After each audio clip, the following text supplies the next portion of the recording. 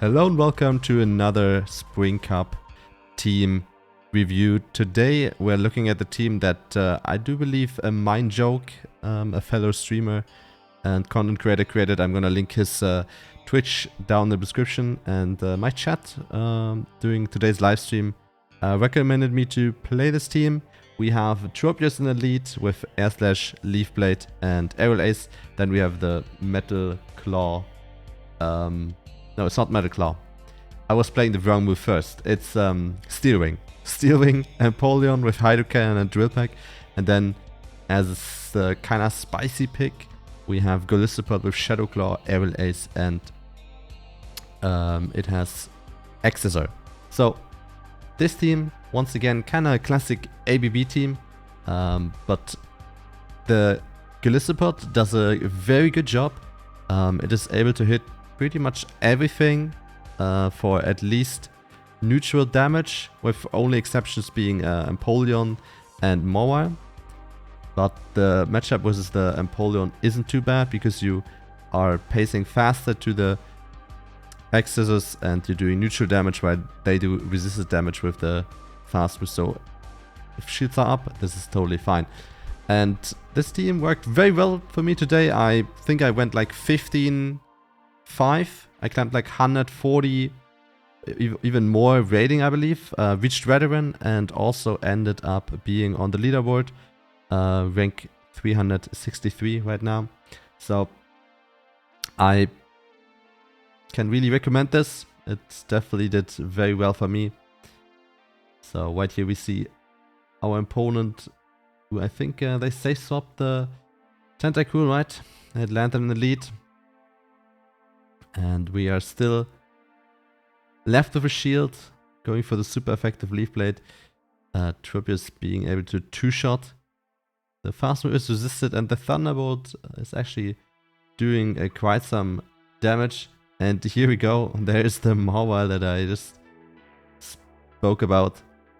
In this case, you want to go for the Aerial Ace Accessor. Is resisted by both the steel typing and the fairy typing, so it's double resisted, which I believe results in it doing less damage. They go for the play rough, probably for the better that I shielded up, and then we almost knock it out. And then it's just about getting to an Accessor right here, which we do. And Golisopod is pretty attack weighted, so this Accessor will hit kind of hard, even though it's a cheap move, and will knock out the Lantern. Next up, we have Empoleon lead. This is not great. It's not horrible either, but I always switched out into my Golisopod. I'm not sure if that's the way, but for me it worked fine. Then I usually throw the Accessor before they reach a move. This way we catch up the turn that we lost by switching out. Opponent no shields my move and then switches into their Tropius after firing the Drill Peck. Gonna be able to hit it for super effective back. Right here they reach a move, and I decide to let it go, because if I shield then they will only be able to farm me down and potentially mirror the shield, so the situation is only getting worse for me. Gonna go into my own Tropius. And right here I do a mistake. I should have switched right here and caught the Aerial Ace. I was planning to do it and then I ended up not doing it. I don't really know why, but we are left with a Tropius with a lot of energy. The Empoleon is kinda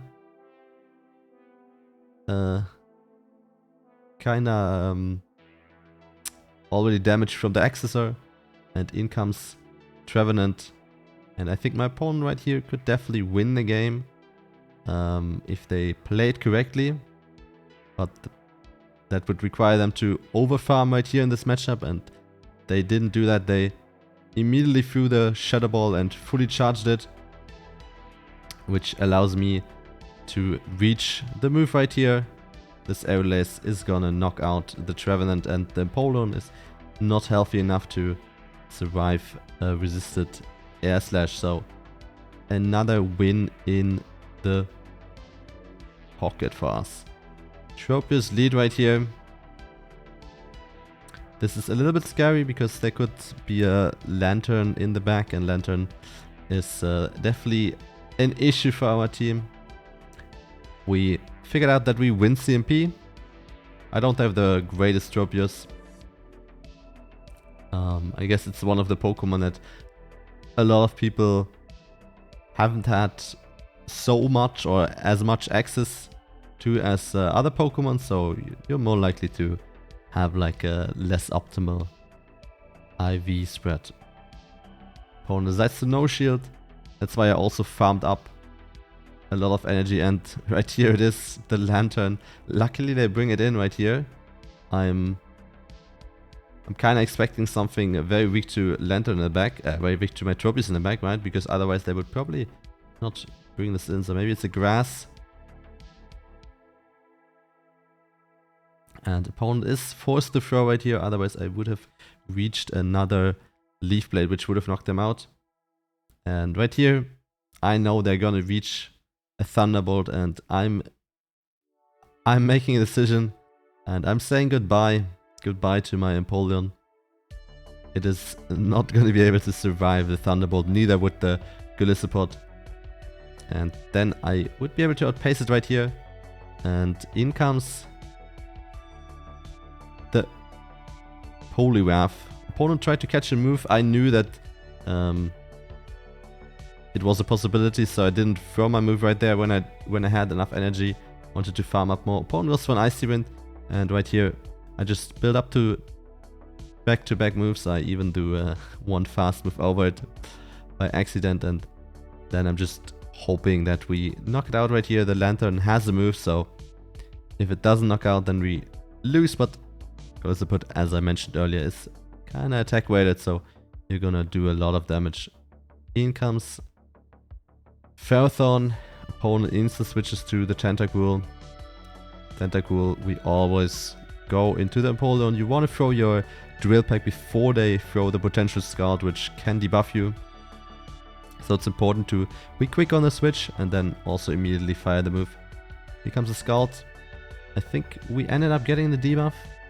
And Empoleon wins the CMP with Tentacool, so you can always CMP tie them like this and get out the maximum amount of energy. And yeah, it's a little bit unfortunate that we got the Scald debuff, because these Drill Packs will do quite a lot less damage, and our opponent will be able to farm us down right here. I think they would have been probably in the red and like an easy farm down range for my Tropius if not for the debuff. Right here, I'm gonna respect the Flash Cannon. Opponent brings in a Pelipper. We are kinda weak to this, so I'm just firing a Leaf Blade, and then I'm gonna go into my Golisopod. And right here, I have to make a decision. Do I think that they're baiting? I think they're throwing the Hurricane, and I correctly shield. I think here I did a mistake. No, never mind. It must have been a previous game where I accidentally threw an Accessor into the Pelipper. Luckily it didn't matter.